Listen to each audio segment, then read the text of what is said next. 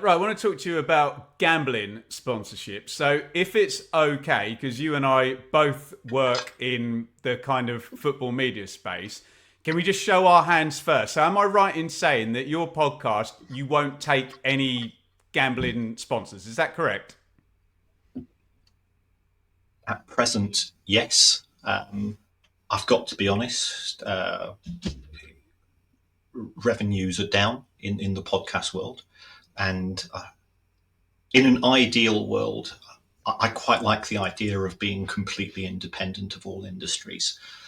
But you know, I'm working with two other guys. I'm an academic. I've actually got a Oh, full Kieran, time you're not job. going to be the bad guy in the conversation. I've got my mortgage went up 40%. I've got Yeah, a 3-year-old daughter and a childminder to pay. So with the, the, my view on life and where I am at the moment and how much I enjoy this, I am in no position to turn down gambling or alcohol or any type of sponsorship. That's just I know people will say in the comments. I just want to get our positions clear before we talk about what football clubs decide to do. But I could go and get another job. Yeah, I get that, but that's my take. So sorry, continue. so that's the present. That's the present position. But we always have an end of season sit down, and I'm a finance guy. We'll take a look at the numbers, and a decision will have to be made. Uh, and there's an element of hypocrisy, I think, potentially from my point of view in two ways. First of all, I gamble, and I gamble regularly. I normally gamble on Brighton Hove Albion to lose because that's what I refer to as an emotional hedge. If I gamble on them to lose and they lose, I'm financially rewarded. If I gamble on them to lose and they win, I don't care. I even gambled on Crystal Palace to win the FA Cup because they're our rivals, and it helped to soften the blow quite considerably.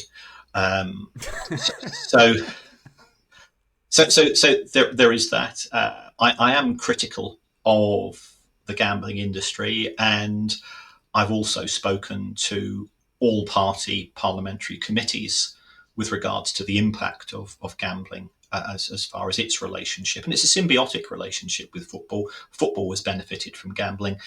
Gambling has certainly benefited from football.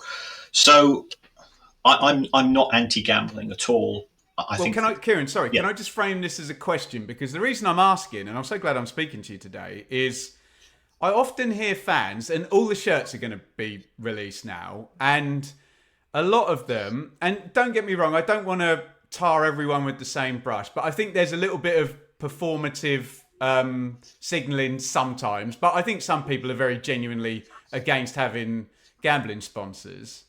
Um, where do you stand on the tension between competition and marginal gains and the difference between signing player A and B, who then takes the winning penalty in the playoff final, which then nets you 100 million quid's TV money, but you didn't get him because you didn't take the gambling sponsor, yeah. and how virtuous do you look now? Where do you stand on the tension? And if it's not shirts, maybe we can agree on that. And could it be elsewhere? Do you see where I'm going with this? I struggle with it. Yeah, I absolutely understand where you're coming from. I mean, the Premier League has a rule coming in 2026, 27, that there will be no front of shirt sponsorship deals with the gambling industry. At the same time, you can have sleeve patches, you can have perimeter advertising, you can have the official gambling partner of the individual club. So, is that announcement just one of virtue signalling by the Premier League, and they'll actually recoup that money elsewhere? And if you replace gambling companies as we know them with a crypto sponsor, crypto is gambling with a small g.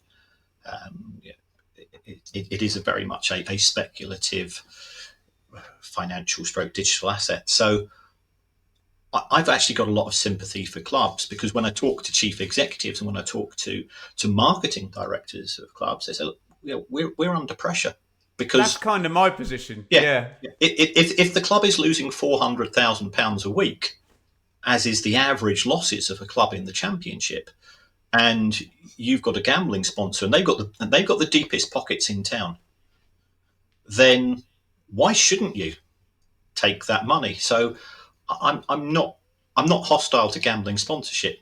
My beef has always been with the gambling industry itself, that it doesn't do enough work.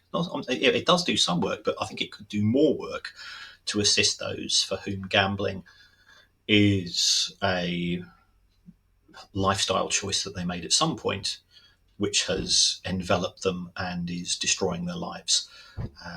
And I think if the gambling industry upped its game to doing more than the bare minimum, and I think that's where they are at present, then I feel a lot more sympathetic. So no, I've been gambling probably since the age of 6, because I grew up in South London, and going to the bookies with my uncles was a weekly activity, and I'd gamble sixpence. So I think people think I'm anti-gambling. I'm not. I'm anti the lack of due care that the industry has to punters. Brilliant stuff. We've tried to do that with a lightness of touch, and I think we've both showed our own hands there. Keep it nice and calm in the comments on that one. We'll probably clip that one out. Either view is neither right or wrong, and we're Yeah. fascinated to hear from either. Right. Hi, it's Kieran Maguire here. Thanks very much for watching that clip. If you want to watch the full episode, click on the link.